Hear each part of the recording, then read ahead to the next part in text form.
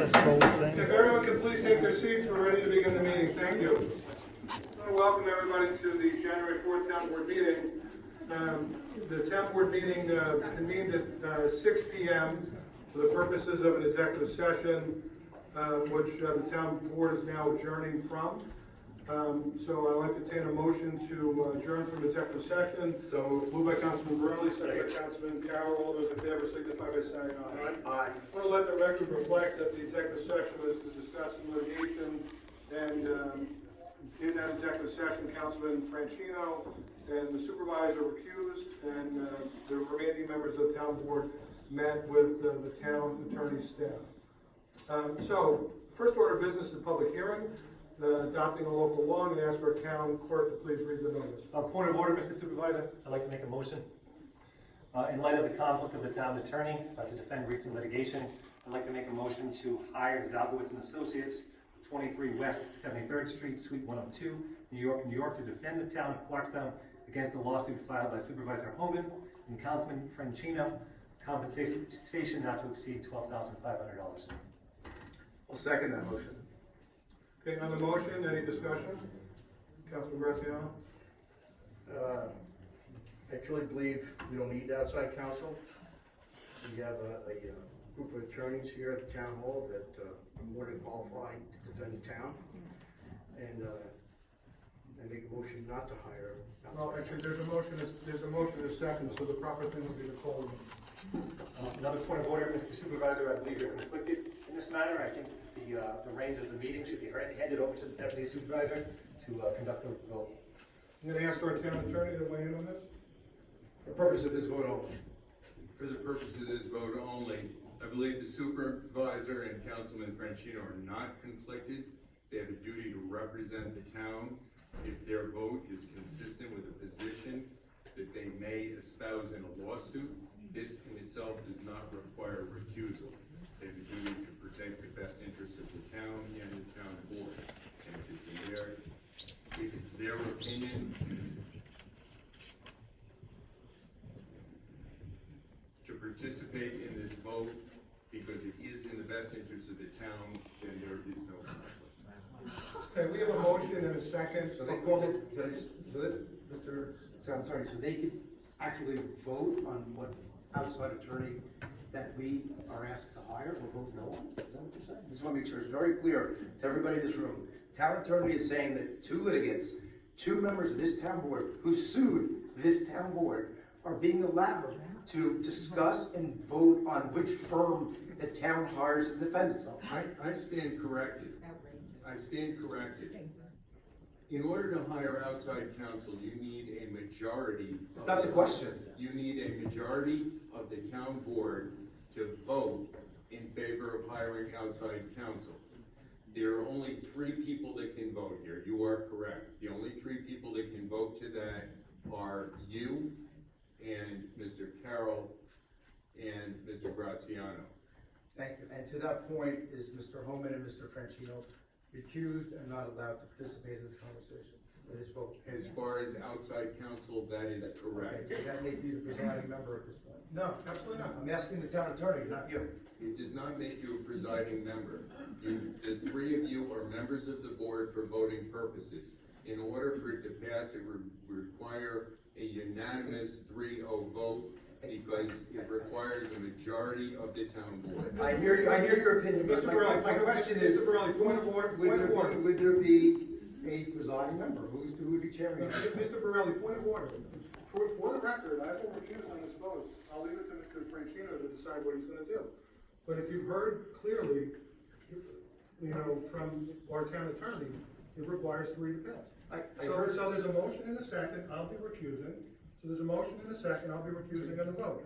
So You're skipping my question. I asked the question very I specifically. answered your question. No, Mr. so Burley. the answer is no. Correct. That's what I wanted to hear. That's all. You're not. Just wanted to hear. Okay. So you are So still there's- presiding Correct. over the vote, even though you're not allowed to vote. Correct. Correct. There's a motion and a second on the floor. Is there any other discussion? There's some more discussion. I have some more discussion. So let me explain to everybody in the room why I believe there's a conflict. And I think it's pretty obvious, but I guess to lawyers, they look at things differently. Not all of us. Well, maybe not all of them, right? Well, that's the point. That's why I think, Mr. Brown, there's a motion and a second. and I'm gonna ask for discussion. Furthermore, you're conflicted. So, let me start. Greg John and the entire town attorney's office, in my opinion, all good people, as Mr. Graziano wants to say, are good people, all very highly qualified. However, they work for the town of Clarkstown. Each person who's in that office gets appointed. Their employment is reliant upon the 5 of us. So that means the 2 people that are suing the town here, George Woman and Mr. Don Francino, are people that get the vote whether they stay or whether they go. To me, that's a very obvious conflict. That's the way I look at it. I'm not a lawyer, that's how I see it. That's why I asked for an executive session, and that's why we had this discussion. And anybody in your office, they all report to you, all your deputies. Also, I wanted to make it clear, and in fairness to Mr. Johns, he recused himself, because Mr. Johns has been working with the supervisor since April, at least, on finding a way to rid the town, as they put it, of turbulence. There was a proposal, I think some of you heard about this, was on the agenda back in November, and the wording of the law was bad. Well, guess what? They never moved the motion, I guess, because they thought that wasn't gonna work. I also want to point out something that I don't think anybody here probably knows, but I'm aware of it. On December 22nd, the lawsuit was presented to the town of Clarkstown. It was delivered to the town clerk's office. Just so happens, the town clerk, what do they do there? They not only stamp it in with a date, they put a time on it. 3:05 p.m. That's the Thursday before Christmas Eve weekend, Christmas weekend. So, didn't really think much of that until I saw a memo the Tuesday after Christmas, dated December 22nd, from the same town attorney's office to an outside entity where we advertise public hearings, like the public hearing that's on this agenda right now, specifically this one, scheduling a public hearing for January the 4th. So what I want to know, Mr. Town Attorney and Mr. Town Attorney's office, how in between 3:05 and 5 o'clock, which clearly was written that day, an hour, you decided that we needed a public hearing today to repeal term limits. Clearly, this thing has been discussed with your office and others for numerous weeks, and it was already decided upon when the lawsuit was presented to the town. That's another example of why I see a conflict. It may be a good reason, maybe not, but there's obviously work going on with the town attorney's office and the litigants, and I think that's a huge problem. And I think that's really all I needed to add. I think if most people look at this with a fair mind, again, this law that we're looking to repeal tonight, or it's on the agenda, not that we're looking, is one, I think they're ahead of themselves too. The lawsuit just asking, in my opinion, for it to be looked at. I don't think we can do that with being fair to not having an outside attorney that's unbiased, unaffiliated with the town. If this lawsuit is so good, if your points in your lawsuit are terrific, then why can't we hire a neutral third party? Again, if I talk to that neutral third party and they tell me, hey, I'm sorry, Councilman, the case that your colleagues brought against the town is pretty strong, you know what? I'll say okay and then move on, because I'm not looking to spend money, your taxpayer hard dollars on this fight. It would be disgusting to do that. We should just move on. But that's not the case. I believe there would be an opportunity for someone to give it a fair look, and Mr. Graziano, we'll see how he votes. He's not even willing to do that. So, that's it. Okay. Any further discussion? Mike, do you want to say? You know, I had said it before, I really do not believe in an outside counsel, Frank. You and I discussed this. We get one qualified, and then the integrity of a law department, you put it in jeopardy. I don't understand, you're basically insulting our attorneys just by saying, let's go outside counsel. They are qualified men and women that work in that department. And I am, I'm certain they'll do a great job by defending the town. I don't want to spend taxpayers' money on something that the town can do in-house. It's that simple. Well, clearly we disagree, Mr. Graziano, because it's not about whether their integrity or how qualified they are. It's whether they have a conflict. And to me, there's an inherent conflict in what their roles are and how they're appointed by members of this board. And that's my only point. It's not about their qualifications. The issue of conflict, I'm sorry. I think the issue of conflict is twofold here, as I mentioned earlier with both points of order. I do believe that the supervisor has a conflict and should not, which is clear, but should not even be presiding over this vote on the issue of whether to hire outside counsel. There's a deputy supervisor in the town code, the law of the state of New York, section 42. Why do we have a deputy supervisor if the supervisor will preside when there's a clear conflict of interest on behalf of the supervisor? With regard to the town attorney's office, I would direct anyone in this room to look at agenda item number 26. No reflection on Kevin Conway or his abilities as an attorney or his ability to handle litigation. We're appointing him tonight. Do we really truly expect that the person who's getting appointed tonight will be able to defend a lawsuit brought by 40% of this board? No, there's a conflict of interest. We hire outside counsel all the time to handle our labor issues, to handle our litigation issues. It's no different here. In order to avoid the appearance of impropriety, we need to hire an outside counsel so we can have a fair shake and truly defend the town of Clarkstown. Amen. Yes.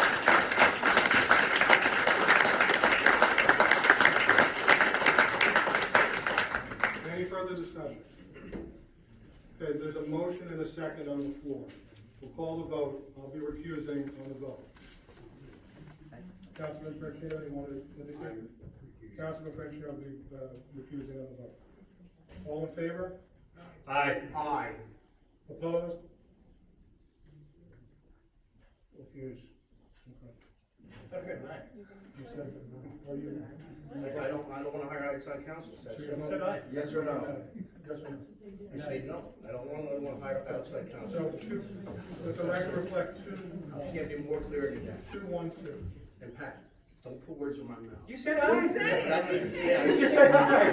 I literally heard it. I'm saying I don't want outside counsel, right? And furthermore, November 28th, I had a call with this gentleman over here, 11:10 in the morning. Point of order. No, I don't know your point of order. Point of order. Now you want to take the gloves off, let's do it. Ugly. We're gonna take the gloves off. You took the gloves off, you're gonna say. I spoke to him on November 28th at 11:10 a.m. in the morning, and the conversation was about criminals, okay? And I said, Pat, Mike, can I? We had a motion, a second, discussion. The record reflects 2-1-2. 2 in favor, 1 against, 2 opposed. The matter before us now is a public hearing, and let's hear from the public. But let's, before we do that, we have to talk about. I want to finish what I want to say, I'll do it later. Back to the point the town attorney was making, but back to the. The New York General Construction Law, section 41, quorum and majority. Whenever 3 or more public officers are given any power or authority, or 3 or more persons are charged with any public body to be performed or exercised by them jointly, or as a board or similar body, sorry, this is a little bit long.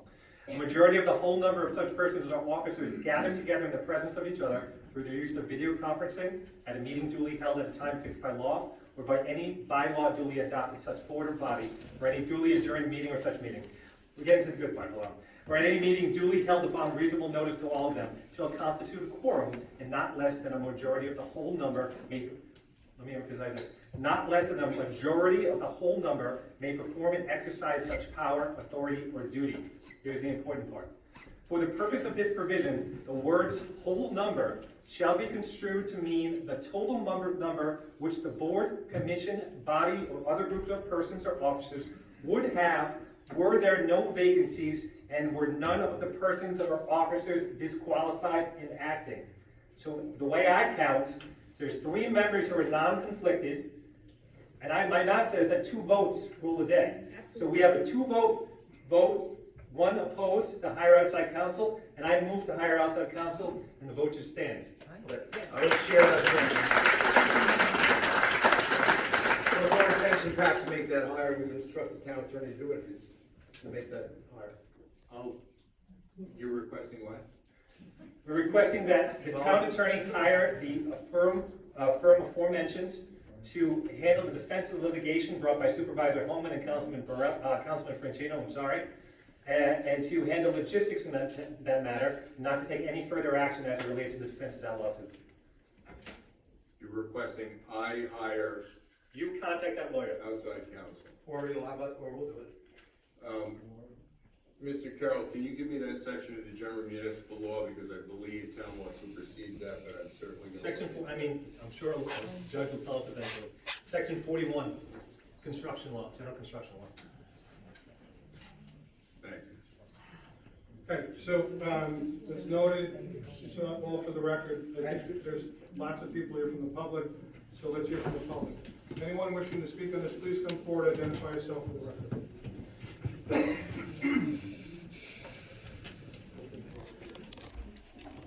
You have to read the notice. Yeah.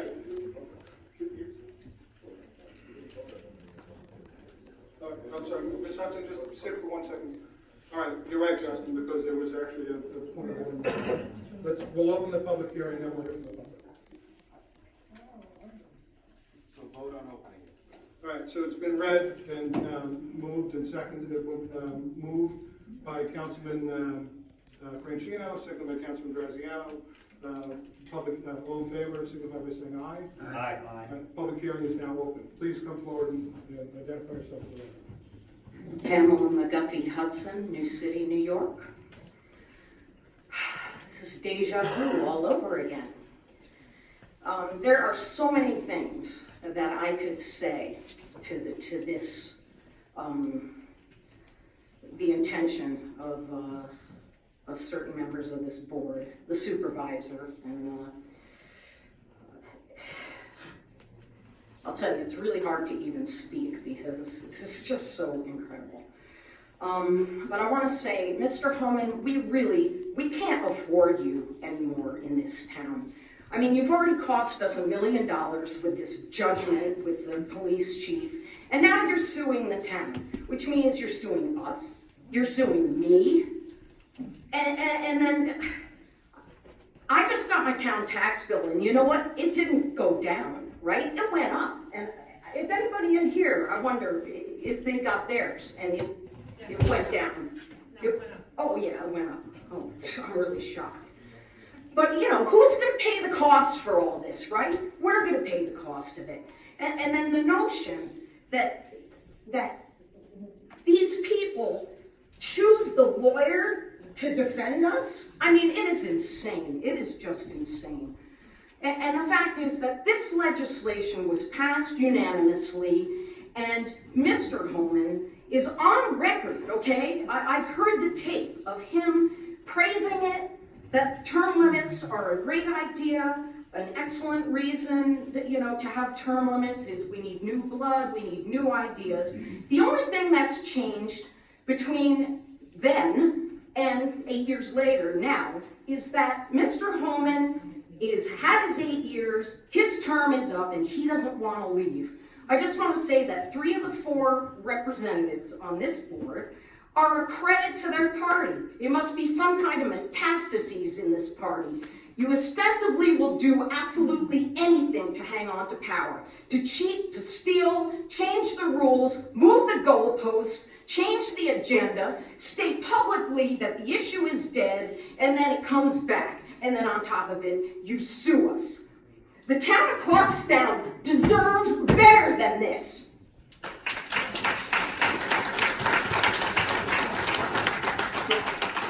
We'll reserve comment until the end, but I am going to take exception to your characterization of stealing. And I think you need to be very careful with your words. Okay? And I would just, no ad hominem attacks. People feel very strongly about this. This is exactly what's happening in Washington, D.C. It hasn't happened here. If you disagree, that's fine. You already had your time to speak. But you don't come up here and insult anybody on this board and say something like stealing. Because I said the party, not you personally. No. The record will reflect that that's totally out of bounds and uncalled for. Okay? You have your right to your opinion. My opinion is your no vote. personal attacks. Please identify Good evening, yourself. Latanya Watkins, town of Clarkstown resident. I would just like to point out that on August 5th, 2014, and I read quote from the minutes regarding item 12, which was the setting a public hearing for term limits. The supervisor stated that there can be more discussion on that in September. Councilman Holman stated he would like to have that resolution extended to all elected officials in the town of Clarkstown, and additionally would like to ensure that no future board, that would be this one, could easily repeal it. Therefore, he suggested putting some type of appeal provision in that resolution. That's what you said in 2014. A month later, at the September 9, 2014 meeting, where they took the vote on, where they had the public questioning and response, it was resolved that the term limits, it was adopted and passed by an affirmative vote by the town board of the town of Clarkstown. And Councilman Holman at the time, were part of the unanimous vote to put in place term limits. Listen, everyone here is intelligent. We all can think and process information for ourselves. We're all able to sit here and hear the things that are being stated. And I have a great problem with the idea of flip-flopping. If it was good then for term limits to exist when you were a councilman, it should be good now when you're a supervisor. I think it's unfair to the town that the law that you invoked, now you want to repeal. I think the people are smart enough to know what this is about, and this is about you seeking extended time in office, and I get it. No one wants to lose their job. Everyone wants to stay where it's comfortable. You've been here for 8 years.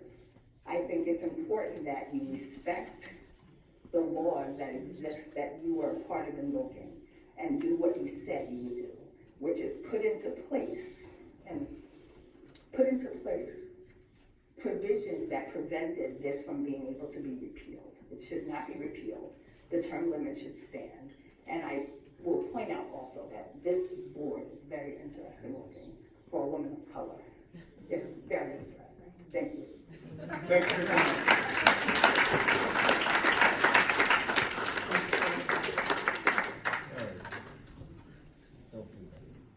Good evening. My name is Richard Sussman. I've been a resident of Upper Nyack for over 20 years.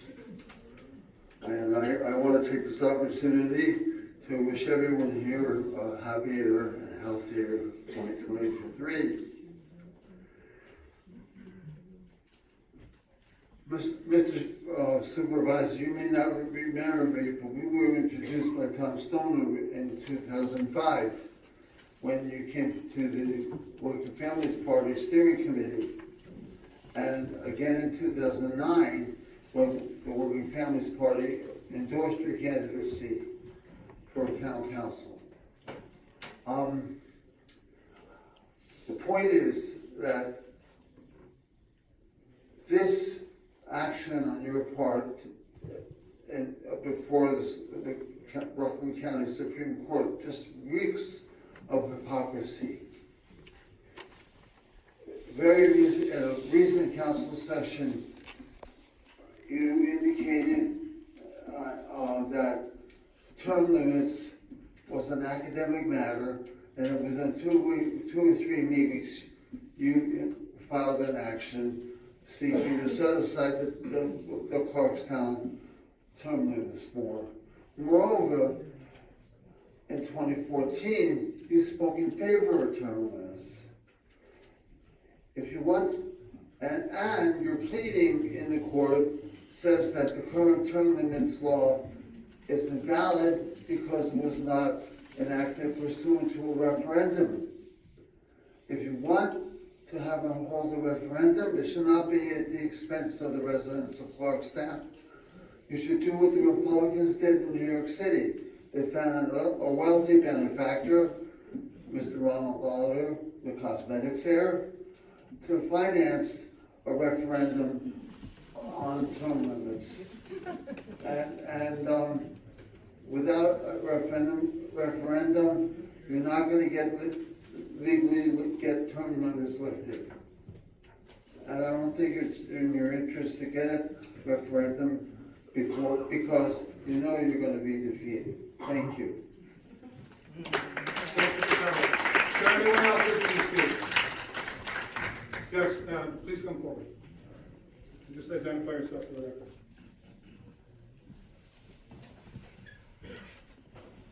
Hello, I'm Mark Woods, resident of Clarkstown. I hadn't planned on speaking, I don't have anything prepared, but I feel that I want to throw a little balance into the argument. I came to the meeting last time to hear the arguments one way or the other, and I've been thinking about it for the last month, and I had a lot of discussions. They've come up with 3 points that stuck with me the last month. Number one, I don't remember voting on town limits or having limits or not having limits.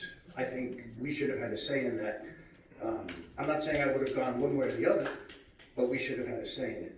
Number two, I don't see the point of, you don't throw Jeff Bezos out of Amazon because of an arbitrary number. I like the way I'm a resident of Clarkstown, I love living here, and I like what every one of you is doing, and I'd like to keep the ship on the same course. If you don't like the elected official, you vote him out. You don't have to, that's the ultimate term limit, is your vote. Say, I don't want you in the position. To me, it really is a simple argument. I know there are many counterpoints, but if you don't like what's going on, just don't vote for the people you don't want in the position. So I'd like to see it put to our vote whether or not we want term limits. And if you don't like it, just vote the person out. Thank you.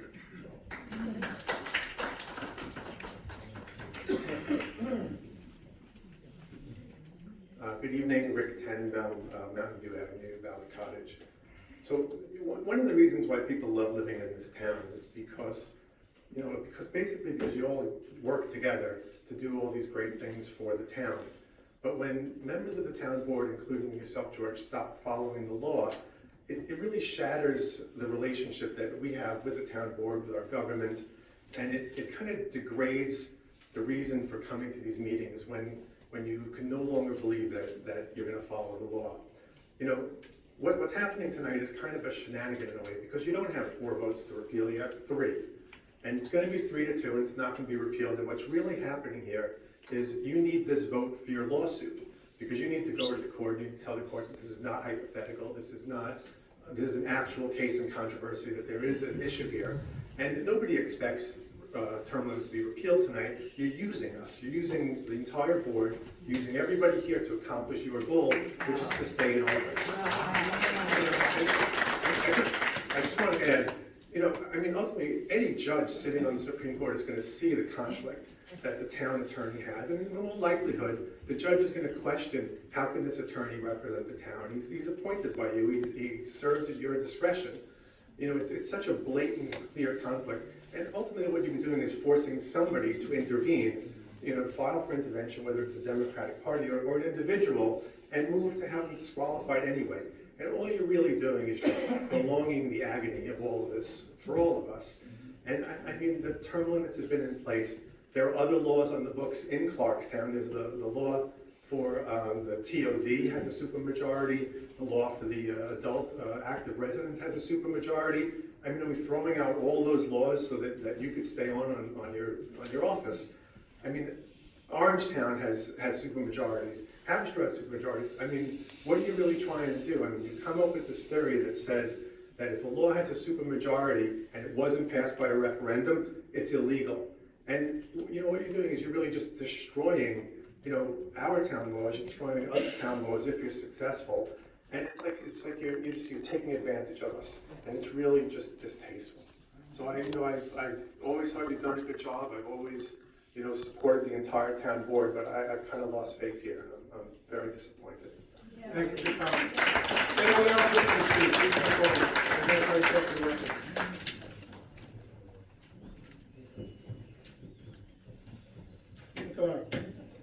I'm Jackie Drexler from Valley Cottage, and I appreciate the opportunity to speak tonight. I'm going to be talking about a couple of things. So first of all, because Supervisor Homan started this very frivolous play to keep his position, and who wouldn't want to keep it, by initially saying that the words term and term limits needed to be defined, that they were vague, which they are not, especially that having been used in the context with Supervisor Homan's own thoughts, which have been published on term limits. I present 2 new words tonight, inept as in your plan to overturn term limits is an act, as you've stated, that the board vote was unconstitutional. One would think that the town lawyers and your advisor would have advised you not to do this. This has shown a certain level of incompetence, and also that you and the board's decision to sue your own town is also inapt. It's not suitable or appropriate in the circumstances which you have created. Given all of the press on this from the past to the present, forcing a referendum would be a shameful waste of taxpayers' money. We should not be paying for yours, the boards, and the town attorneys, kind of waffling on this issue. I'd like to go back further in time. On May 24th, 2022, you signed a resolution on the Champlain Hudson Power Express with approval from the town attorney. Whereas number 6 specifically stated that the almost $4 million due from Blackstone to the town would be used to compensate businesses and residents who would be impacted by the disruptions due to construction. When I asked you about that, about the revolving loan which the town had floated for the RCDS property, which you said would be open space and parkland, you said that the CHIPPY money would be used to pay off that loan, not going to businesses and residents, that you could use it for anything. This seems conflicted to me, okay, because in the document it says one thing and then what you said at the meeting was something else. Then there's the issue of the West Hook Mountain. Curdy's Landscaping caused much of the damage on town parkland open space, cutting down trees and bringing in dirty fill. The owner of Curdy's Landscape is your nephew. The homeowner never filed for building permits, a landscaping plan, land disturbance permits, or storm water management plans. The former town attorney, Leslie Kahn, in open court, actually defended the homeowner and landscaping company, saying the town has absolutely no evidence whatsoever on who took down the trees, contrary to the interests of the residents of the town of Clarkstown. And I wonder if you were not the town supervisor, or if that person was not your nephew, what the outcome might have been of the criminal investigation. I guess what I'm saying is you have a lot of power. And maybe people don't want to necessarily follow through on certain things because you have a lot of power. And then we come to this, the lie. I'm just using plain language. On November 29th, 2022, you made a statement at the beginning of the meeting saying, quote, after careful consideration and discussion with the town attorneys, families, friends, and council folk, I've withdrawn the resolution. I look forward to continuing to serve the people of Clarkstown for the remainder of my term over the next 13 months. I then asked you to confirm that this issue would not continue to crop up. I was wanting assurance that you would stay true to what you said. You then reiterated that you couldn't be clearer that you withdrew the resolution and that you were actually going to stay true to what you said. So, what is suitable and apt and honorable is for you to honor that November 29th statement. Because this is nuts. A resident, a council member, and a town supervisor suing the town with taxpayer money because you and people in your pay now say what you did was unconstitutional. Over 3,000 people signed petitions for term limits. You wanted them until you didn't, until now. I wonder if the cardinal sin of lust for power and money may be lurking underneath it all. I believe that this is frivolous and does not have merit and is shameful. For your entire career in public service, you've had a very good run and a very good reputation. You've done many, many wonderful things. And you've been a kind person and a compassionate person. You've worked with lots of people who've had many complications in their lives. You've been a very good person. And I'm wondering why you would ruin all of that for this. Thank you.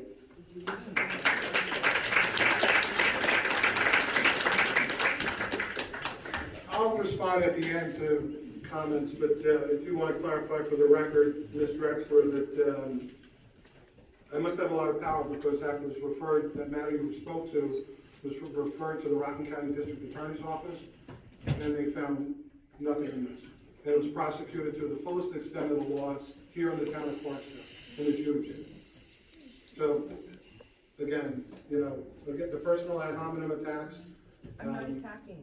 I'm just, Again, Leslie Kahn attacked me, however. stay, Okay. you had your time. Okay, For the record, again, go on the facts. okay.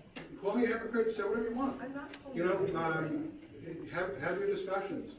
But again, the personal attacks and insinuations are just, you're making a mischaracterization of what took place at that lawsuit. Please confirm. My name is Pete Dominic, Connors. So it's not ad hominem then, according to you just now, to call you a hypocrite. Because you just said, call me a hypocrite. So it seems hypocritical, at least, what you're doing.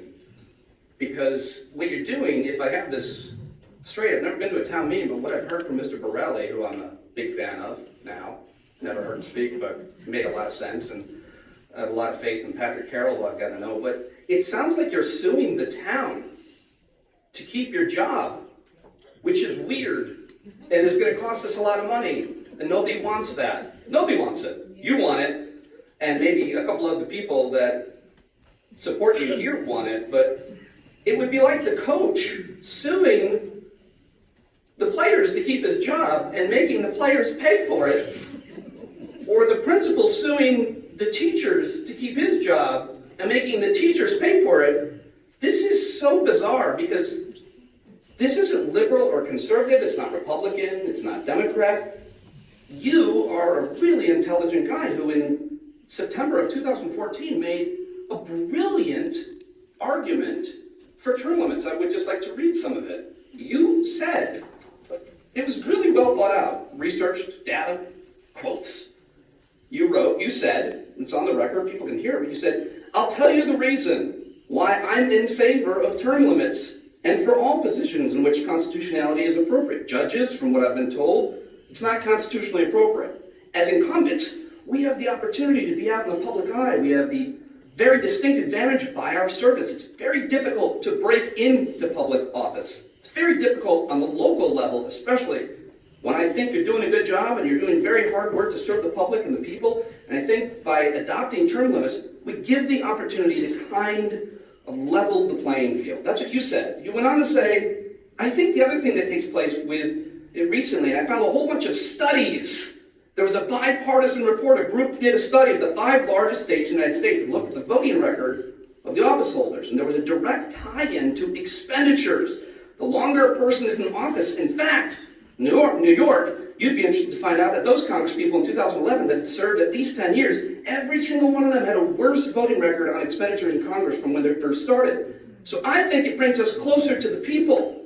I go back to a different Roosevelt, Teddy Roosevelt, who said, quote, it's a dreadful misfortune for a person to think and feel that their whole livelihood and happiness depends on them staying in office. Yes. You said that. You quoted Teddy Roosevelt. You went on. You said, I think this offers a new opportunity to open up a new vision, new ideas. And I really want to compliment our supervisor for bringing us together on this. 4 years ago, there's a great deal of contention on this. I'll leave your quote and say, there's a great deal of contention on it right now, sir. Going back to it, you said, I believe that's good for the town, and ultimately I believe it's good for the people of Clarkstown because it'll provide them the opportunity for new vision, new ideas, as new people will take a step forward. And finally, you said about term limits, arguing for them in 2014, as it relates to the administrative positions, one of the points that's been raised, and I've listened very carefully, I considered it very carefully, the town clerk and superintendent of highways should be exempt from the town council and supervisor term limits because they're not in policy-making decisions, and I would disagree. To a certain extent, they are department heads, they run their own shop. You went on to make the argument for certain positions not needing term limits. But you finally said, I would really argue there's no office in the country that requires particular and special expertise than the President of the United States. If it's good enough for the President, it's good enough for Clarkstown. And so the question is, what changed? Why are you doing this? Why are you suing us and making us pay for this suit and maybe another lawyer? Why are you doing this? You should have to answer that. I've never gotten involved in local town stuff until I saw you doing this. Again, it's not liberal, it's not conservative, it's not Republican or Democrat. What you are doing is a divisive and it's a power grab, and we need new energy, just like you argued in that statement. Thank you very much for all the good you've done.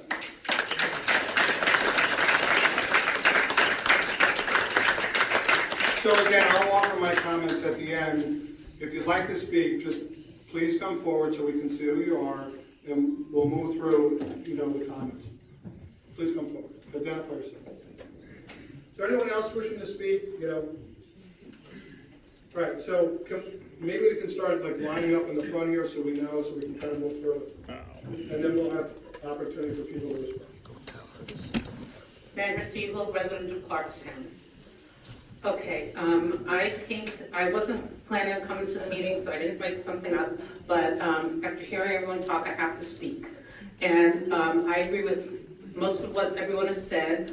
I do not think you've done a good job because you're trying to manipulate everyone to let you stay longer, while what are you doing really?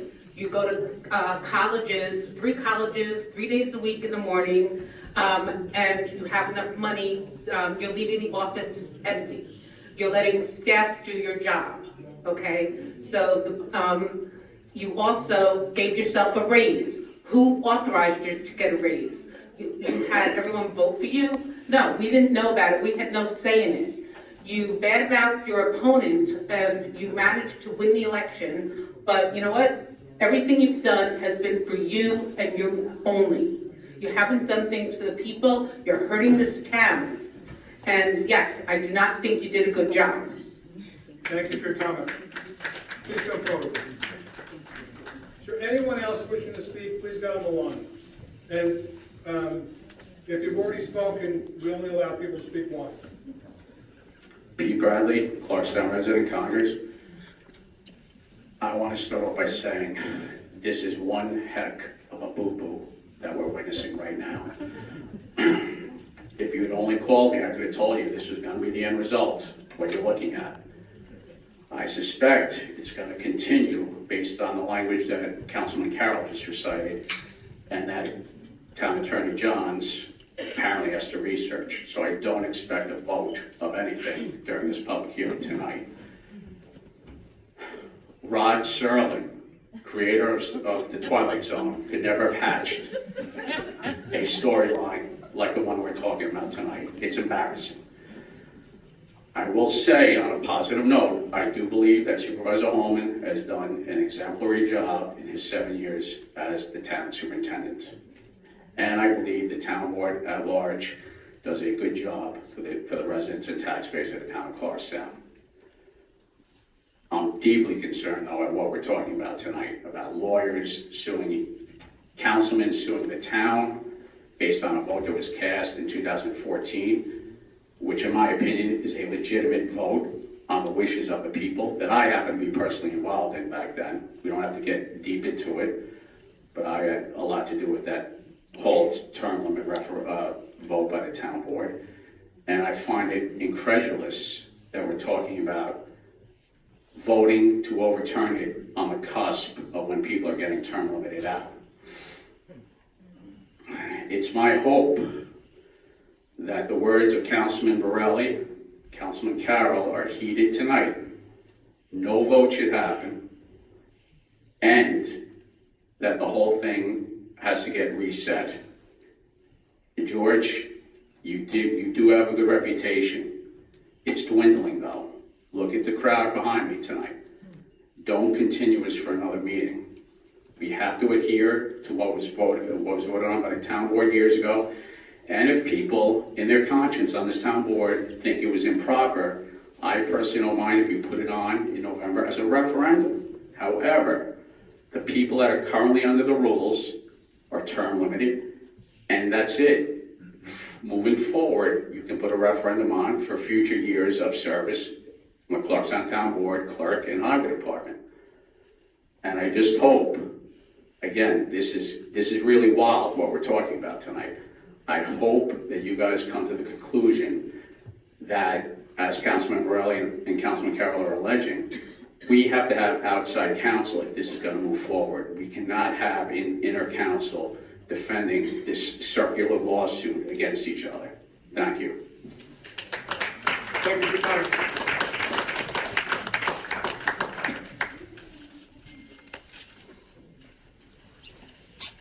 I'm Scaly. I live in Valley Cottage, New York. At the last town board meeting, I asked a question, which was, will you or your representative ask a court to revise or nullify Clarkstown Town Code, Chapter 263, entitled Term Limits prior to the next election? At that time, Supervisor Holman, you said, I'll answer it at the end of the public comment session. That was a lie, because at that time, you said, I'm not going to answer your question. The reason ostensibly was that it was too theoretical. Theoretical means restricted to theory, lacking practical application. Its opposites are real, concrete. 9 days later, your lawyer, who presumably was a real lawyer, went to a real court, submitted a real complaint, which I have a copy with me if anyone doubts its reality, to a real judge. Now, I could understand that, and when I posed the question, you would want to be deceptive and evasive, because after all, wasting the town's and taxpayers' money and time on this self-serving and ill-advised legal maneuver would be something you'd want to hide as long as possible. Part of your objections you filed in the court was that you objected to the provision that it can only be repealed by a vote of the majority plus one. But you yourself was the person who asked that language be included in the law. Now, I've said before, I'll say it again, I don't like selective term limits that apply to some people and not others. I think that's the whole reason for this 11th hour maneuver to take this case to court and introduce this motion. I would ask that the motion before the council be withdrawn and that the court case also be withdrawn. Thank you. Thank you for your comments. Please come forward. Yeah. So is there anyone else wishing to speak? So if you want to speak, get on the line now. Right. Well, we're trying to see how many other people are looking to speak. Hello, my name is Jocelyn DiCrescenzo. I live in Valley Cottage, and I appreciate the opportunity to speak tonight. I'm going to speak very plainly. I am shocked, actually not really so shocked, at the duplicity and the deceit and the incredulity and the hypocrisy I'm seeing. Now, these are just my opinions based on things that I've heard from the board and things I've read in the paper. And it seems to me to be a very poor showing of how you will treat people in this town going forward. I honestly don't even think that the two of you should be here tonight, actually hearing all of this. That you should have totally recused yourself and left the room. I'm sort of shocked by that. I think like any politician, you're talking out of both sides of your mouth, and maybe your ass too. Thank you. Thank you for your comments. Please come forward. Hi, thank you for allowing me to speak. My name is Yvette McLarty, I live on Mountain View Avenue. I'm not understanding exactly why we're doing this. When I came in the parking lot, it was packed. And that lets me know that people are pissed off that they have to show up tonight to say no to this. There are many wonderful things in George Holman's legacy. West Hook is not one of them, but there are many things in his legacy that we are appreciative of. We need new vision. That's your words. It is time for new vision. Were you just jumping into the fray now and running in the next election? I don't think you would be too happy if the person before you decided, well, I want to go again. It's my turn to go again. I don't want to refer to another George in Congress who says one thing and it's not true. But this is enough, and it's a good time to bow out while we have some good things to say. Thank you for your time. Please come forward.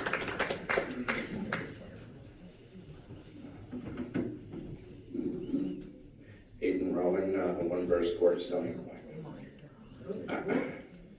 So when this law was enacted, it was supposed to be put on a public referendum, as it's been stated here tonight, and that never happened. So having a 4-1 vote would sort of be not worth it, since the term limits law was never enacted properly. And I find it pretty hypocritical that you have people here tonight from a political party that have the titles of the longest serving supervisor in Rockland County. That would be Havistraw, which has had 4 supervisors over 100 years. The longest serving county legislators, Harriet Cornell, Phil Soskin, and Michael Grant, all Democrats. And the assemblyman for Clarkstown has served 15 years and was just elected to another 2. My problem with their opposition to overturning term limits isn't that I'm against term limits. I'm for enacting laws properly and making sure elected officials have the time in office to be effective. The problem with the political party that's opposing this tonight is they don't care about any of this. They care about political power. They want to take Georgia's seat. They want to take some of these council seats. And they don't really want term limits. So if the people of Clarkstown really want term limits, they should get signatures and put this on a referendum on the ballot. But until then, I think that the law is null and void. So I hope to see some of the same people here fighting for term limits, fighting for it everywhere, because I think that if you're going to have term limits here, it should be for everyone, everywhere. Thank you for your comments. Please come forward. Before you speak, we only allow one bite of the apple. I'm sorry. I have a question for the town council. No, you can afterwards. You already had your opportunity to speak. There's other people that want to speak. There's going to be a comment period on the agenda items later. You can speak on the agenda items later on, but on the public hearing, I'm sorry, you already had your opportunity. There's a gentleman behind you. There's people with their hands up. Thank you. Come on forward. Good evening. I'm Harry Venner, Upper Nyack resident for 3 years. I've been to several planning board meetings, and I left them ultimately with the feeling it was a sham. I still felt good about speaking up because it's important that you gentlemen and lady get to hear your citizens, your residents' pulse. Why term limits? It's the nature of people to be complacent.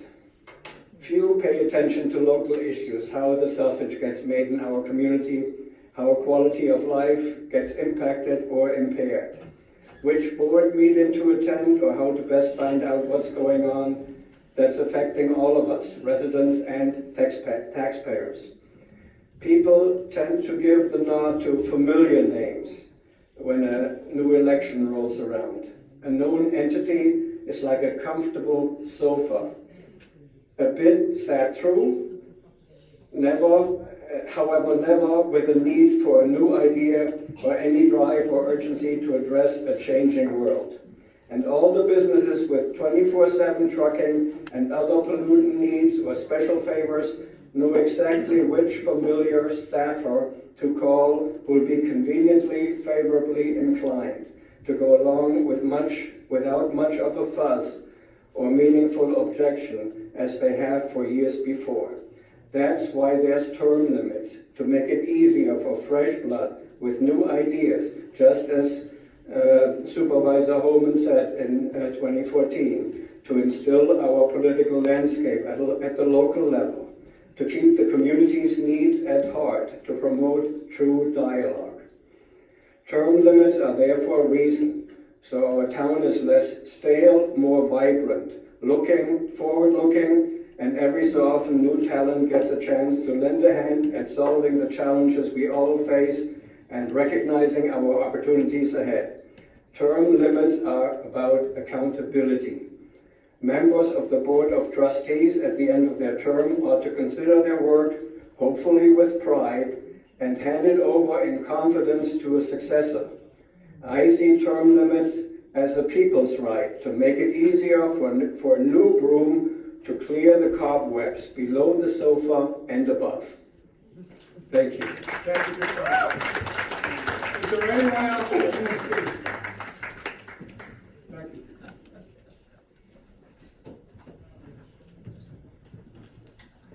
Hi, Jake Jacobs, West Nyack. Yeah, my comment is, you know, whether or not this is a lefty-righty thing, Democrat, Republican, you know, it's fine to debate term limits. I believe in democracy. If you're going to argue for term limits, but you're just doing it for yourself at the last minute, I think that's the problem here. I don't think, you know, anybody would be opposed if we had a democratic process and we had, you know, a vote on it, or if the council members vote, or a referendum, or whatever, but it's pretty clear what's happening right here. And to the gentleman who spoke before about, well, let's just, you know, have our regular elections, and, you know, if the people want to get rid of the incumbents, they'll just vote them out. We all know that politics is a little more involved than that. When you're in office, you get, I don't know, is it hundreds of thousands of dollars for a supervisor seat, but you get a lot of money that comes to you that makes it so much easier for that person to win again and again and again, which is, I think, what your point was when you spoke in favor of term limits in the first place. That's all I want to say. Is there anyone else after this gentleman wishing to speak? Anyone else? I got two here, okay. I'm Monica Ferguson of New City.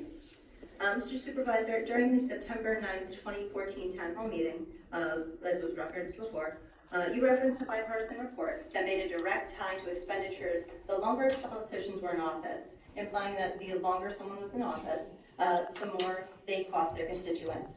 Having already cost the town millions in lawsuits in the Chief Sullivan and Contentious cases, among others, why are you again spending taxpayer money on frivolous lawsuits? I am loath to imagine what further stupidities you will spend my money on if the case term limits is revisited.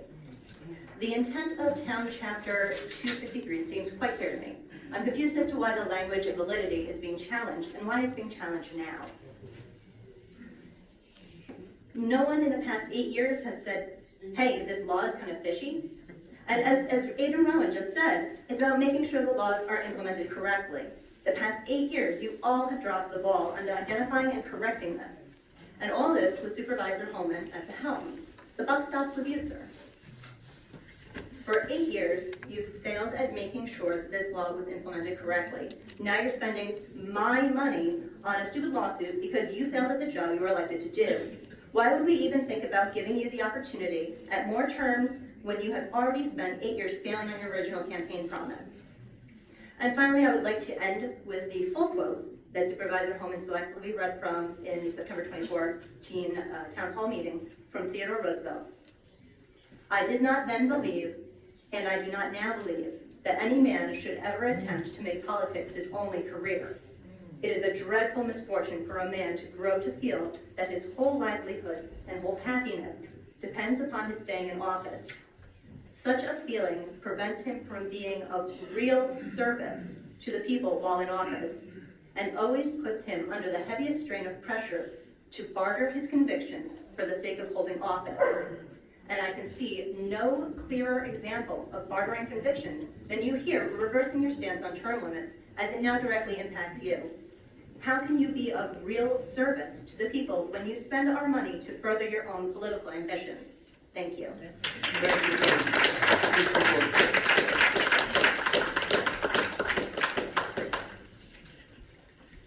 Hello, Supervisor.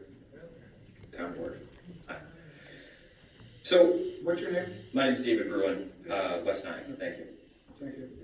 So, I'm a college student and a young person from Clarkstown. Thank you. And, you know, this term limit, so as I understand it, is 8 years. What's on the books currently. Now, if it were to be overturned, and then potentially a referendum were to happen that would reset the clock and potentially even extend the term limit to maybe, say, 12 years, we could be looking at elected officials serving in office for 8 years and then getting an additional 12 years in office, voiding the point of term limits in the first place. That would be nearly as long as I've been alive. I'm 21 years old. And elected officials could serve for 20 years. People would have been born when they started and be able to vote when their term was coming to an end. And so I just wanted to point that out. I do think that there should be a referendum for the people to be able to say, yes, we want term limits, if even there's any question of there being a legal issue here. But I want to just make the point that if that were to happen, that the clock not be reset, and that the elected officials that are in office now abide by the law that that was implemented in 2014. Thank you. Anyone else wishing to speak? Yes, come forward. The last two right here.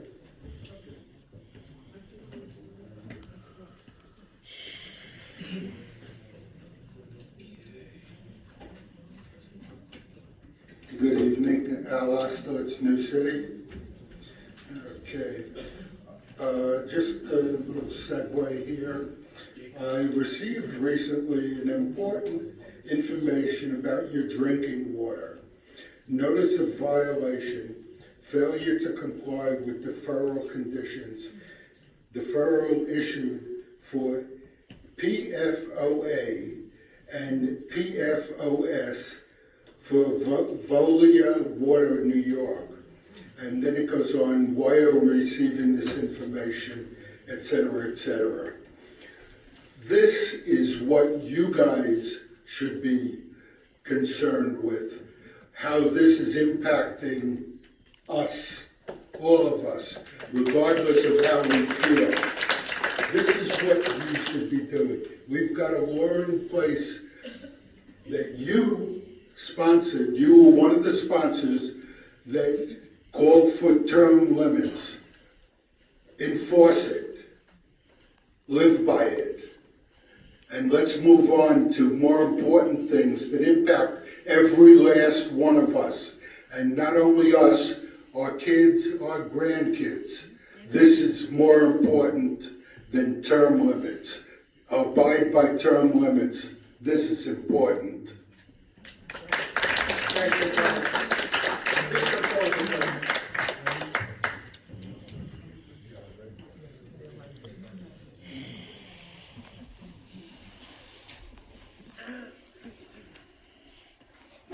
New City. I keep hearing that what was done prior to tonight was done illegally. That didn't seem to matter when Mike Sullivan's case was going forward in this town. During the hearing of Mike Sullivan, you brought in an outside counsel who was paid by the town to render a decision. Of course he favored in the town's favor. He ruled in the town's favor. So what are we going to do now? We're going to get another attorney who's being paid by the town to come in and rule on this? This whole thing is a joke. Things have been done illegally over the past years that people don't know about.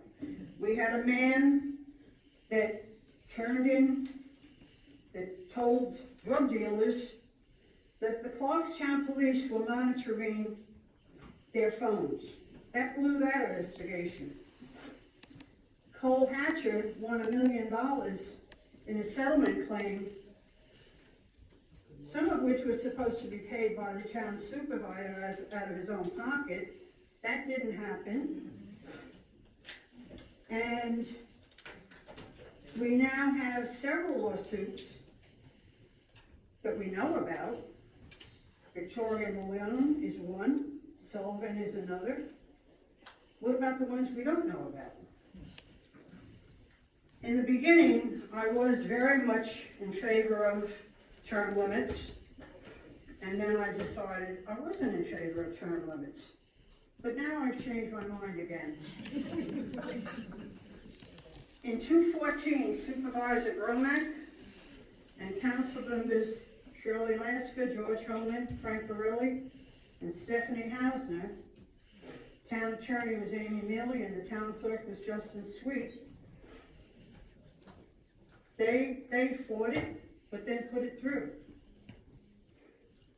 There has been some speculation recently, term limits were never conducted properly.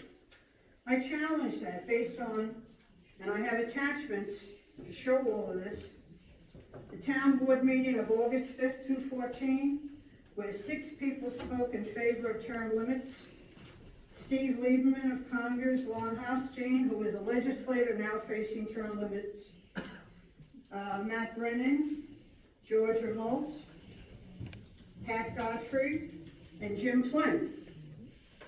Lon Hofstein, sitting legislator, said he's in favor of term limits, and I wonder if he's going to resign now because his 8 years are up.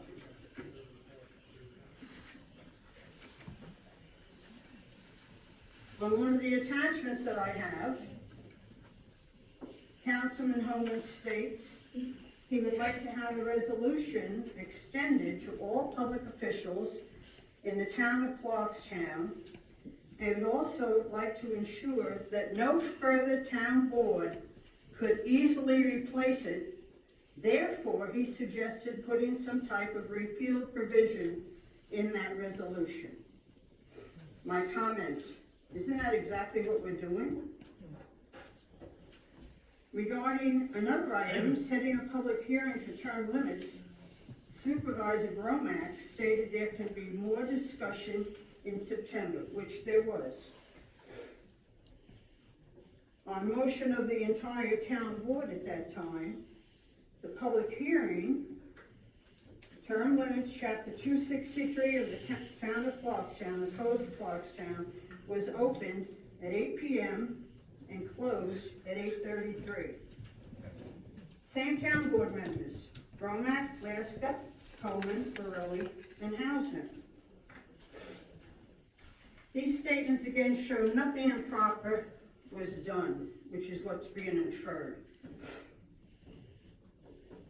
Coleman offered and Borelli seconded, whereas a proposed local law entitled Term Limits, Chapter 263 of the Code of Town, Clarkstown, was introduced by Supervisor Gromack at a town board meeting held on August 5th, 2014. And whereas the town board of the town of Clarkstown, by resolution adopted by August 5th, 2014, directed that a public hearing be held on September 9th, 2014 at 8 p.m. or as soon thereafter as possible relative to such proposed local laws. And whereas notice of said hearing was duly prepared and published in the Journal News on September 2, 2014. Whereas a copy of the proposed local law was placed on the desk of the supervisor and council persons at the office at Clarkstown Town Hall, 10 Maple Avenue, New City, on August 28, 2014. And whereas a public hearing was held by the town board of the town of Clarkstown on September 9, 2014. Now, therefore, be it resolved that local law 214, entitled Term Limits, Chapter 263 of the Code of the Town of Clarkstown, is hereby adopted and passed by an affirmative vote of the town board of the town of Clarkstown. The vote for adoption being as follows. On roll call, Councilman Lasker, yes. Borelli, yes. Holman, yes. Hausner, yes. Supervisor Bromack, yes.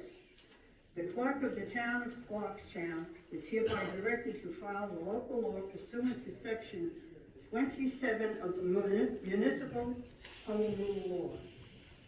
I spoke out at that meeting regarding the term limits. I asked that since the town board is imposing term limits, how about including all the boards and the commission members, which some of them have been on there for eons? I never got an answer to that. And I don't get an answer to a lot of stuff. At a public hearing on September 9, 2014, 6 people spoke in favor of term limits. 1 person spoke against. Councilman Homan again spoke in favor because he feels it is hard for people, his words, I'm reading his words, it is hard for people to break into politics right now, especially if there is someone in the office that's doing a good job. Hello, name me one. In reference to arguments that the town clerk and superintendent of highways should be exempt because they are not public-making positions, he stated that if term limits are good enough for the President of the United States, they are good enough for the town of Clarkstown. There being no further people wishing to be heard, on motion of Councilman Borelli, seconded by Holman, that public hearing was closed at 8:33 p.m. Now, the law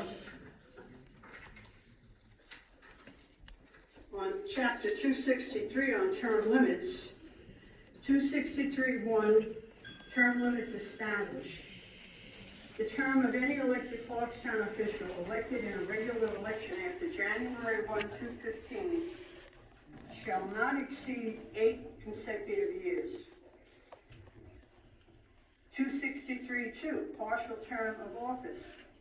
Nothing contained herein shall prohibit an elected public official in the town of Clarkstown from holding either an elective or appointed partial term in the same elected public office.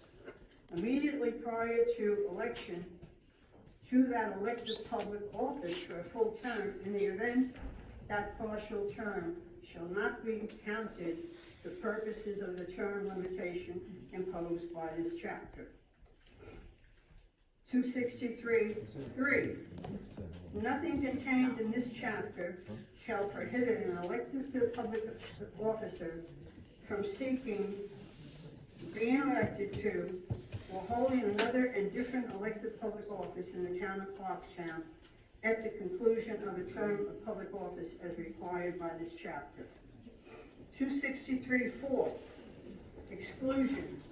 Nothing contained in this chapter shall apply to the office of Town Justice of the town of Clarkstown. 263(5). Repeal. This chapter of the Clarkstown Code shall only be repealed by a majority plus 1 vote of the town board of the town of Clarkstown. You don't have the vote. When this was put forward, the person putting it forward was not supposed to vote on it, but did, which made that whole thing not right. And now, 8 years has gone by like a flash in a pan, and you're all getting worried that you're not going to have a job. I just can't believe the crap that we as taxpayers, and my taxes went up, I don't know about everybody else's, my taxes went up, that we have, and I'm sure everybody else, that we have to tolerate this crap instead of coming in here, getting a straight answer, which we never do, and you just sit up there like, I meant to bring a crown tonight because I think I found one in my Christmas collection, I meant to bring it because I think some of the people think they're kings. They've totally forgotten. But you know what I want to ask the audience? Where the hell are you people all during the year? I'm here every single meeting, and they can all attest to that. And Al Osteritz is here with me. There's two of us that are here every meeting, and we don't get paid. We don't get paid. Why aren't the rest of you people that are here tonight don't come out? Now we're going to have 3 meetings in January. We're going to have one, I think it's the 17th and the 24th, and then we're having 1 or 2 in February. All of a sudden, we're in a big rush. All of a sudden, we're in a big rush because people have to get reappointed to the boards and commissions that have been serving, 15, 20 years on our dime, costing the town millions of dollars for these boards and commissions. I don't think many of the people in this room even realize that. And the fact that there are pending lawsuits that are going to cost us millions of dollars. The Cole Hatcher cost us $1 million. The Sullivan hearing, I'd like to know how much that has cost us so far. I did foil that one time, and I was told there was no information available, but I pressed on it and I got it. And Victoria Malone. I also think that term limits should not apply to the town clerk or to the supervisor of highways. Those are 2 jobs that people really count on getting a straight answer when they call the town clerk's office and when they call the highway superintendent's office.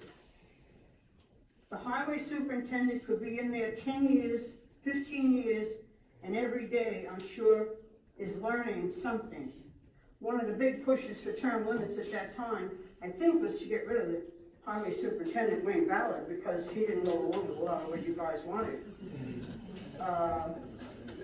People better wake up. People better wake up. Could you just kind of wrap it up? I think you've spoken probably twice as Excuse me? long as anybody else. Excuse me? Can you kind of wrap it up? Bring When I'm ready to wrap it up, I'll wrap it up. You do. I don't know. No, I'm sorry. Oh, there's the You gavel. already had your time to speak. I'm gonna bring the crown the next time, and I'm gonna give it to. Excuse me, What, by voting for Mike to be fired? please. You had your time to speak. Let Ms. Hook speak.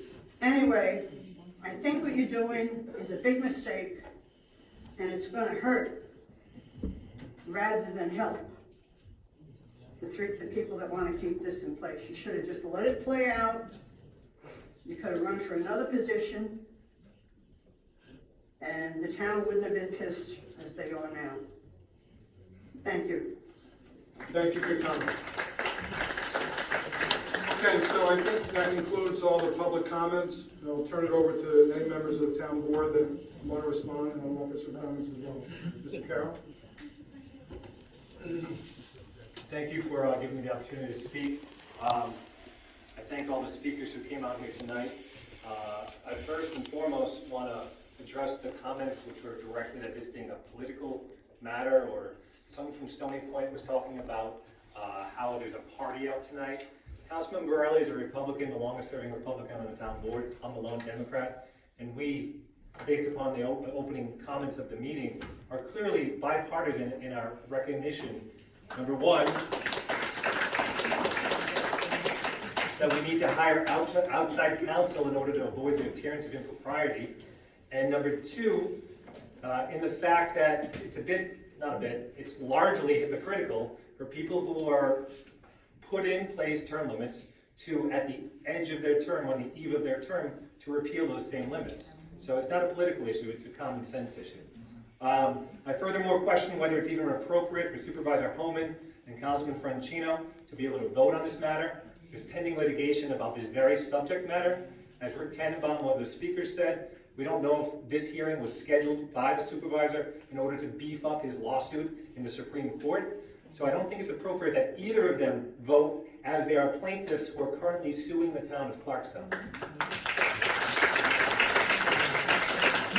Furthermore, I think that George Homan, the supervisor, who's directly impacted by this vote, being as though he's able to run again and serve again, if it's lifted, should not be able to vote. There's a direct impact.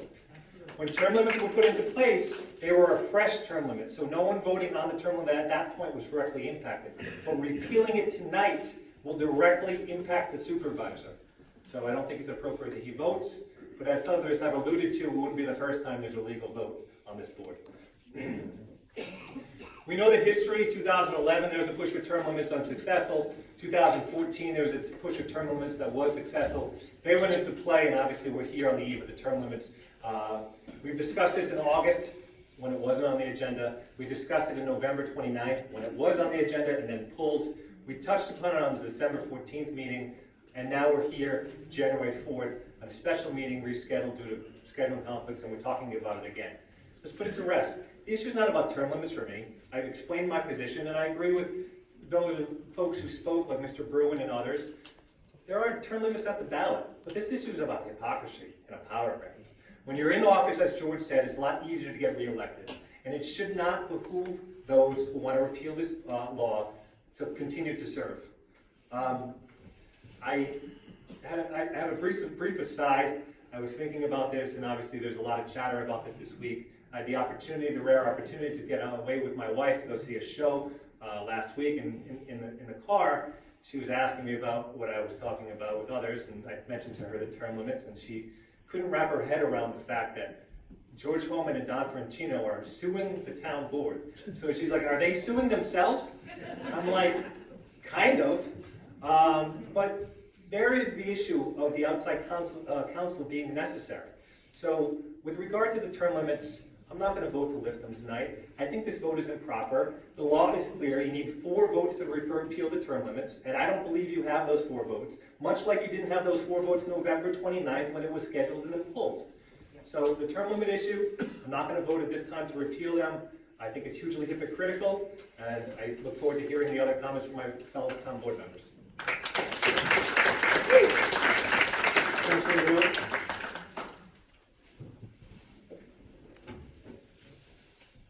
One of the things I want to address is really, I think I spoke earlier, I got most of what I want to say out, is the idea of a public referendum. I couldn't agree more that the public should have input, and that's the way it should be. The history of term limits in the town, you've heard a little bit, I'll just do real quick. A gentleman, his name was Guy Gervais, who was representing a group called the Clarkstown Taxpayers at the time, came right here in this room and stood here and put a pile of papers in front of the then supervisor, Gromack. Those papers contained over 1,000, a couple thousand signatures of residents of Clarkstown who wanted to see term limits put in. And they asked us to do it. So we put it up for a vote. Councilman Homan at the time and Councilman Morelli. We moved the item in 2011. As you heard, it was rejected by the other 3 members of the board, so it failed. It came back up again in 14 and we voted for it. But I keep hearing about, well, let's put it on the ballot. And I've heard other colleagues of mine on this board quoted that let the public decide. Well, it's easy to say, but you know what? Those were empty words by my colleagues. You know why? They never moved the motion to put it on the ballot for you to decide. That could have been done over the summer. That's when it would take place for the November ballot. And we wouldn't be sitting here going through this right now. And you could have decided. But you know what? They didn't want you to decide. Because they know what the result would have been. You would have voted it down. And anywhere you look, the term limits are on the ballot. They're hugely and strongly supported by the electorate, by the citizens, because people generally believe in them. And that's why they never did. So, you know, we talk about hypocrites. A lot of times, I just want to be clear. A lot of quotes are out there. Let the people decide. And one gentleman wanted us to do a referendum. I'd love to see it. In fact, I would support that. I would vote for that. And if there's a way to have a special election before November, so if this supervisor wanted to run again, I'm all for that. It's not about the people, it's about letting these people, the residents, and our citizens have input and fairness and common sense, as Councilman Carroll just alluded to. And that's really what we wanted to do with hiring an outside firm. Having a firm that's unbiased, it doesn't have a stake in this, it can give us a fair and neutral opinion. That's all we ask for. Thank you. Good evening. It's been a long night so far. But I want to speak on this term limit issue. From the first day I came to this seat, never supported term limits. I believe election day is our term limit. And if we're not doing the job that the electorate expects us to do, we're voted out. An example of that is Sean Patrick Maloney, who's now gone. He's a powerful head in Congress. He got voted out by a newcomer. Elijah Melman also got voted out. All right, not subject to term limits. And I believe what I'm representing here, I'm not worried about this job. All right, as many of you in this audience knows my reputation over the last 50 years of the volunteer work that I've done. I look at this position as an extension to the community for volunteer work. I get no money, and I think someone alluded to that once we're in office for a number of years, we get funding to run for re-election. That is not true. All right, when I first ran for this office, I ran on the Democratic line, and they told me straight up, you're on your own. You've got to raise your own funds to run for this office, and I did. Actually, I self-funded the campaign. I did not accept donations. But when it comes to term limits, what I'm concerned about is this supervisor who's done an excellent job running this town. And I'm concerned about the 13,000 people that voted for him. And that term limits removes their right to vote for him again. And that's the issue I have with term limits, is pulling back the votes of the people that already are out there. You're shaking your heads, and it's pretty obvious it's a partisan issue. Excuse me. The council has the floor. Everybody had the opportunity to speak. That period is closed. I want to Please give hear, respect. and I've said this from the very beginning, from the day I was elected here, I want to hear from the people. I pushed to have this thing done, all right? I asked George about a referendum on term limits year after year, but I came in with an agenda that I wanted to do for the community. I pushed for the referendum on the Palisades Center to lift the covenant. I'm now pushing for residential housing to be constructed at the Palisades Center. These are agenda items that I came in to accomplish. In Nanuet, I pushed to have the Grace Baptist Church purchased and now eventually torn down and residential housing go in. I go on from there to the streets of the ward that I represent. That Chick-fil-A is coming, and the amount of traffic that will generate will overpower the streets in Nanuet. So I push for that, for the community, regardless of party affiliation. All right, I work for the community. And if they don't feel I'm doing a good job, then I get voted out. Your assumption here, all right, that if term limits are lifted, that George is automatically going to be reelected, that doesn't necessarily happen. And I give you the two candidates that ran and lost, all right? The two names that I mentioned. So there's no guarantee that we're reelected to these seats. None at all. If I'm not here, I'm not worried about this job. Again, it's extension of my community service. The salary that we all as councilmen get from the town is probably the lowest full-time salary in the town, hands down. And there are not a lot of people that want this job. That, you know, I go to them, I'm going to step down. Eventually I'm going to step down, whether it be term limited or I've decided to move on. I can't find someone to run for this seat, to take this place. It's that difficult. It's not easy to run for political office.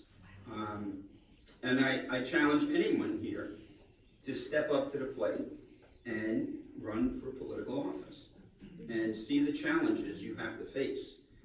They are tremendous.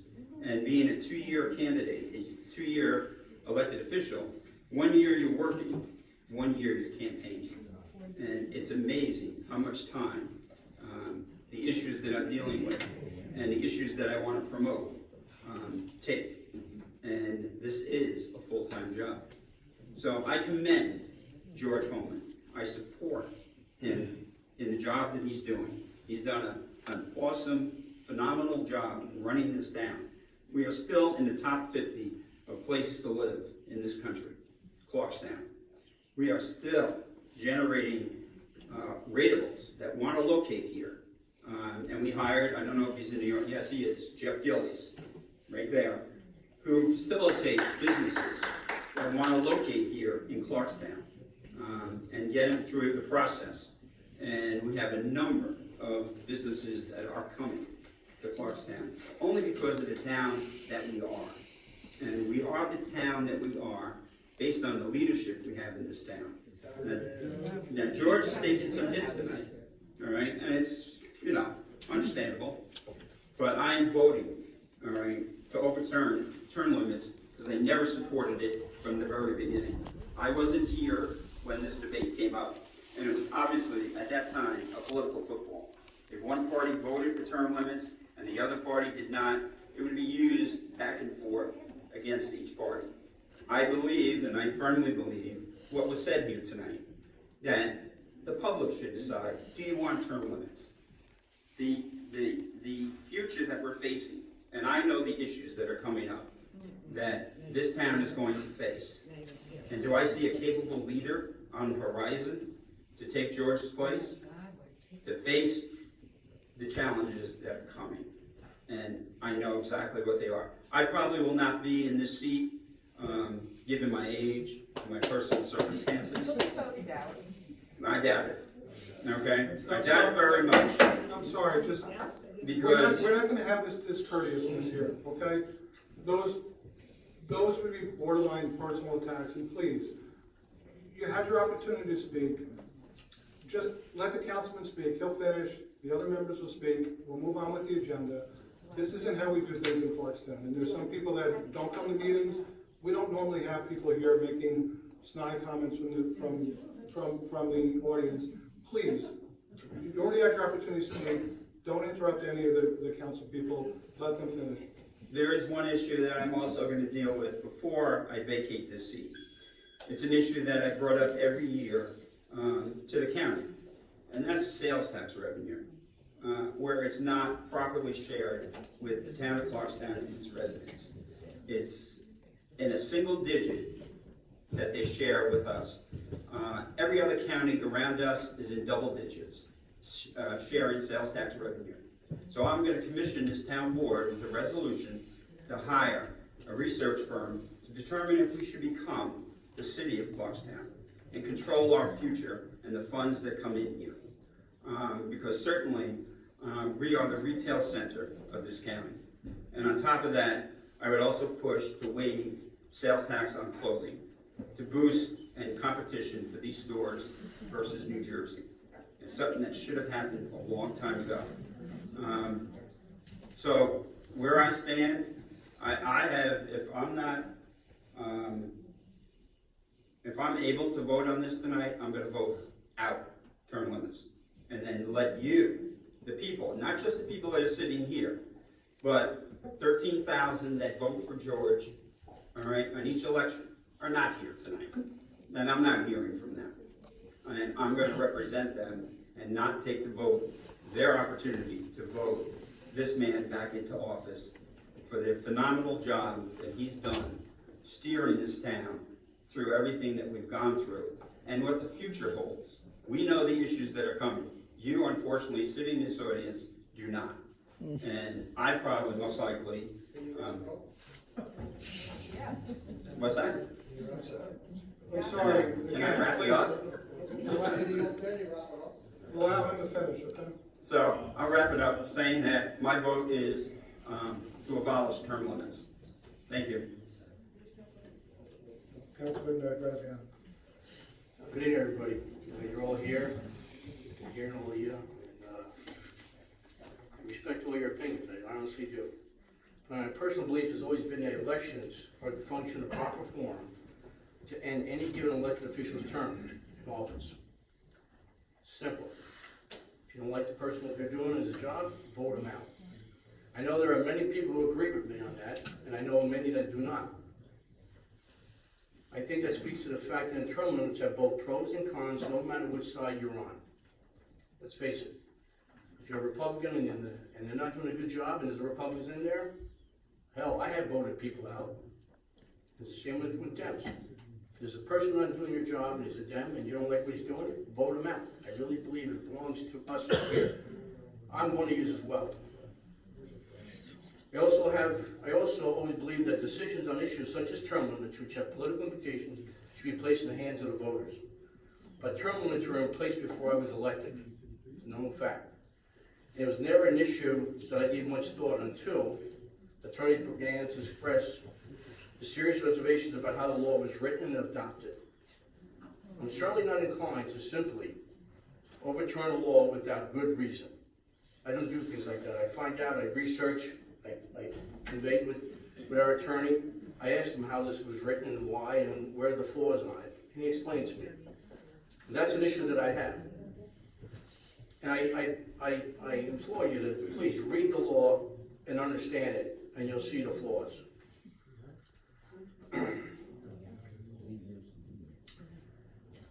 I also do not believe in outside counsel. You know that, I have said that before. I have consulted with a couple of attorneys that I know, that are friends of mine, and I had to review the law, and they expressed this, Mike, this is a pretty weak law in place. It really is not concrete. And in speaking with, like I mentioned to our town attorney, he expressed the same. So I really believe this should be looked at and it should be voted by us, the people. How can I, and then also, how can I be not looked at it when it violates the right or due process as voters? So again, I understand there are many people who fought to implement term limits, but I have a number of attorneys, including those that staff paid, as I mentioned before, that tell me the current law is invalid. I can't ignore this advice, I kid you not. I research things, I look at things, I go, okay, this has to be addressed. So, I believe in the public referendum, as I mentioned. And the position that also aligns with my belief that the voters should make the decision on term limits. If that's the people they want expressed in a referendum, then that's what I support. I do not recognize there are positives in term limits, and I respect the position of those who favor them. What I do find interesting, however, is that who are here tonight are Democratic committee members. And I'm not here to criticize any of you in your position on this issue. But if it's something you feel so strongly about, then I would expect the Democratic controlled municipalities and our county legislatures will be also adopted term limits by now. All the people that are here against this term limits, why hell, why don't you go across the road and go down to the county legislatures and express your concern there. There's no term limits there, and they just gave themselves a big raise this year. Why are you over there expressing this? Tell me. Because the issue. I don't want an answer from you, I'm just saying. It's a rhetorical question. That's fact. Where has the pressure been from here tonight to get term limits in place where your party has the majority? Some, and I want to be clear, some are here tonight strictly for political reasons. Am I correct, Pat? I truly believe in term limits. Get full, based on the voters that I weighed in. Let the voters weigh in on that. But furthermore, on November 28th, I had a call with Mr. Carroll about 11:10 a.m. in the morning. I write my notes down. And the top of the discussion was term limits. I said, Pat, what do you think these term limits, what's your take on it? He goes, I'm all for turning term limits, but in 2024. So I said, what's the difference between 24 and 22? No, I don't want to do in 22, I want to do in 24. So whatever he says or whatever he speaks about, and I know you will. He just wants to talk about it and this and that, but yet he'll change it in 2024, but he doesn't want to do it now. So what is the difference? Tell me what is the difference? Lack of hypocrites? And then, Pat, you're the biggest hypocrite in this room, for Christ's sake. Point of order, may I please? Councilman Graziano has directly addressed me on this issue, and I want to recall that conversation after the best I can. Please I do recall that conversation during which you threatened me and said if I didn't vote to lift term limits, George Holman was going to run against me. You said, watch out, George is going to win. I want to serve with you and continue to serve with you. So if you don't vote to lift term limits, Homan, who lives in Ward 4, is running against you, Karen. That's what you said. My issue is not, excuse me. My issue is not term limits. My issue is hypocrisy. If you really want, and I said, if you really want to lift term limits, then lift them in 24 when the people who put them in place are not on the board anymore. And I said, Mike, why do you always carry so much water for George Homan? That was the conversation that I remember. Pat, that's not the conversation that's not the conversation I remember, Mr. Parrish, okay? I did not say anything. You did not say to me why you carry water. That's horseshit. And furthermore, I did say, straight out, I speak the way I speak, people. That's the way it is. Okay? I said to him, Pat, if you don't, think about it. If you don't do this thing, you don't know. George might run against you. Yes, I did say that. I'm not going to deny it. So, on the record, I'll ask for a point. Another thing, furthermore, my colleague to the right of me over here, okay, we had a conversation about term limits, and he goes, hey, if they get changed, I'll run again. We talk about Mr. Borelli. Okay, so what's the difference? So if they are changed, let's say they are, I guarantee you will be running. If his integrity is so strong, then he should not run. If he's so committed to say only 8 years I will serve, he will not run. But he will hide behind the law like he will. Wow. Yeah, I'll answer that. You're gonna accuse me so I can't follow the law in the future? That's what you're telling me? That's what you're saying. Frank, I said, I know you. Let me make my comment. I know you. Let me make my comment. First of all, this guy is really scary. All right. So, he wants you to believe that when you run for office, everybody's equal. When you run against an incumbent, it's a level playing field. No way. Absolutely. I've been on both sides of it. I was a newcomer trying to run for office in this town. Somebody who was involved in business and wanted to get involved. It was hard. I lost the first time. Yes. And I worked really hard. I did everything I was supposed to do, but I wasn't one of the team. So I didn't get in. The only reason I was successful the second time is they felt I was strong enough, so they kind of came along, okay? That's how it worked out for me. But when you're in office, you have the support of multiple parties, you have volunteers, it's much easier to raise money. So don't let anybody fool you and say the election is the term limit. It can be. My colleague, Mr. Franchino, pointed out 2 races. I don't want to get into the specifics of those races. Both men who won are great, are friends of mine and great people. But you know what? There's always special circumstances. But he didn't talk about the 50 other races that happened this fall that the incumbents all won, who maybe weren't such great incumbents, but they won because they're incumbents. But let's go back to Mr. Graziano, who wants to talk about everything we talk about in private. Exactly. But all I said is, if term limits are lifted and they go away, not with my vote, I get to follow the law of the land. Why do I have to follow a different law? I get to follow whatever the law is in the town of Clarkstown. And I am not going to vote for this. I'm going to vote no, just like I told everybody I would not vote in November. I am not going to vote and allow something to enrich me, which is to give me the opportunity to run again. That's my character. I won't do it, even though I've been seriously pressed to do it over time. I can't do it. As much as, I thought about it, I said, well, maybe, I know we are doing a good job. I think the town is running well for the comments that were put forward. Everybody says the town's doing well. I'm not disagreeing with it. I'd like us to continue. But you know what? I voted for this. I advocated for it along with the supervisor, voted for it twice along with the supervisor, and to now, in the 11th hour, to go, it's not a good idea anymore. I just don't feel that's honest. So that's my answer. I can't do it. But for Mr. Graziano, to repeat that I said, I'll say it here. Yes, if the law went away, I would consider running again. Sure I would. Why wouldn't I? You know why? You need someone up here to watch these guys. Right?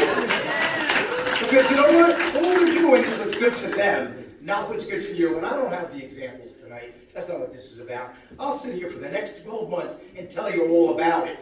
And that's what you'll hear. So maybe I run, maybe I don't, but they don't want that. They don't want me here. And they're not going to want me to continue because that's who I am. And Michael, you can talk all you want and say things.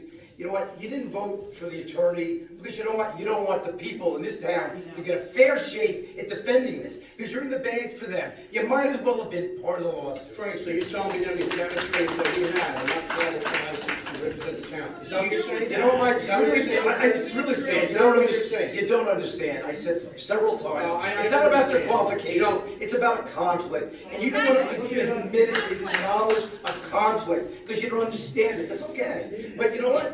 Someday maybe you will. Someone will explain it out. All right, so Mr. Crowley, I'm asking that not be personal attacks going back and forth. Are we all finished with the cross dialogue?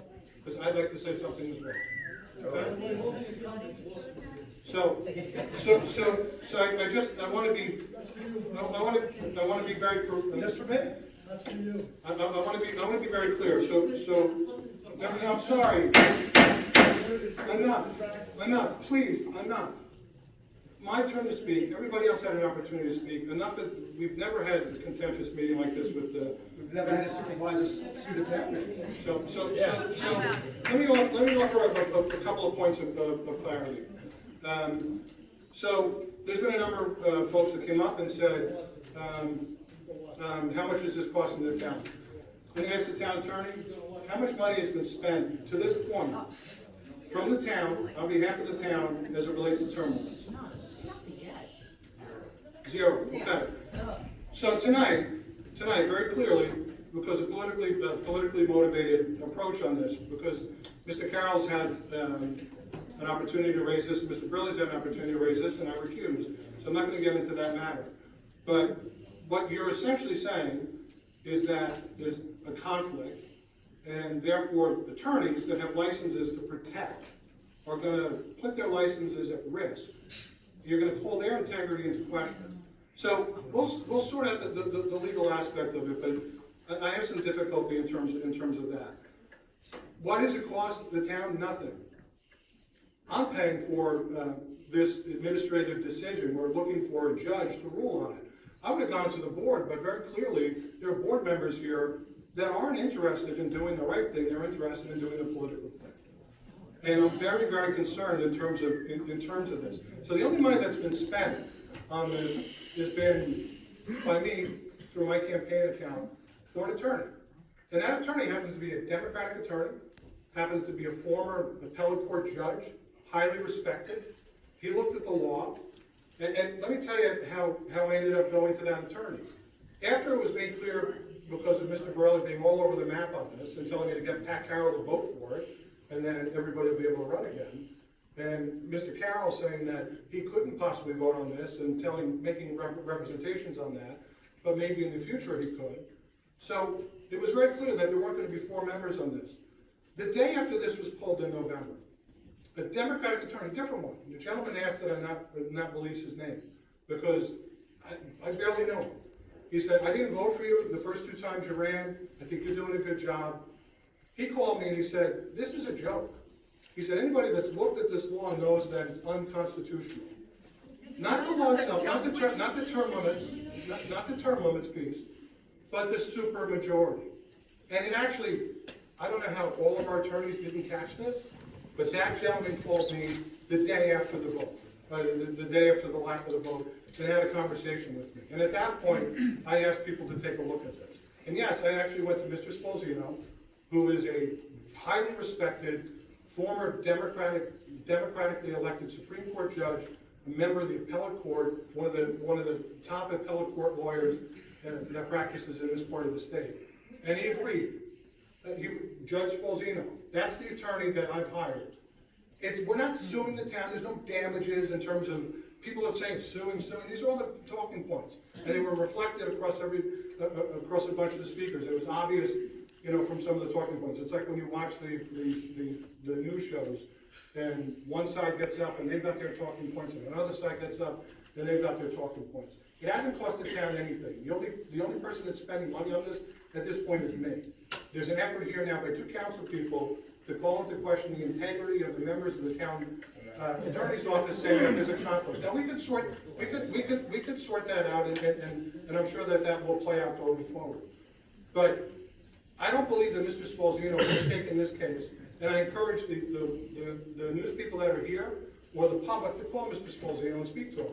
Because he's a Democrat, a former Democratic elected attorney. He was a judge for dozens of years, highly qualified, highly respected. And he looked at this law and he said, yeah, any law that requires a supermajority that was not put forward with a referendum is invalid, and you can't invalidate just a portion of a law. The entire law must be invalidated. So if we're gonna have term limits, let's do it the right way. And what the gentleman, the lawyer who called me initially to alert me to this, he said, you know, this is just, it's ridiculous, because the moment that you're gonna term out of office, people are gonna ignore it because the law is fatally flawed. If you want term limits, do it appropriately, do it the right way. So that's what changed. And again, frankly, there were a lot of lawyers that looked at this, and they never looked at that. They looked at the wording and everything else. I do think the wording is clumsy, you know, in terms of that. But there's a provision in there, and read the brief. Read the brief. And Mr. Lieberman, I gave you Mr. Sposino's information. Steve, I have a text message to you. Maybe you missed it, but I have a text message. We went on vacation that week, George. Okay. And sent me a response at 7 p.m. That's fine, I work 7 days a week. And I'm assuming your attorney wasn't in his office at 7 p.m. on Friday. No, You shouldn't get me involved. Okay.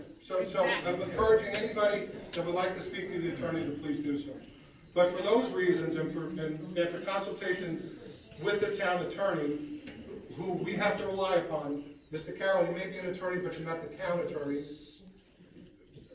We rely upon our town attorney. Our town attorney has indicated that, yes, he does believe that there's a problem with the supermajority plank in the law, and he doesn't believe that there's a conflict that we're voting on this resolution tonight, this public hearing tonight. Is that correct, Mr. Town Attorney? That's correct. Would you like to add anything further? I think you pretty much covered it. In 2014, the town board did pass the law, which included the provision in subdivision paragraph 5, which required a supermajority to repeal. When that was done under New York state law, it was a contradiction in New York state law.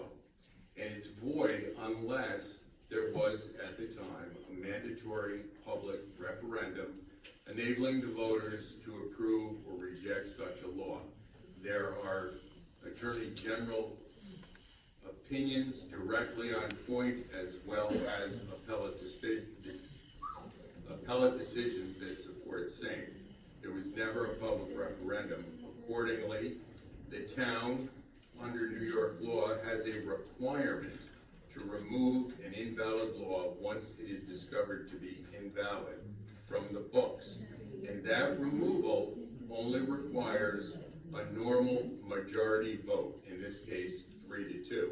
That's consistent with New York state law. Thank you. Okay, anything further from any of the council people?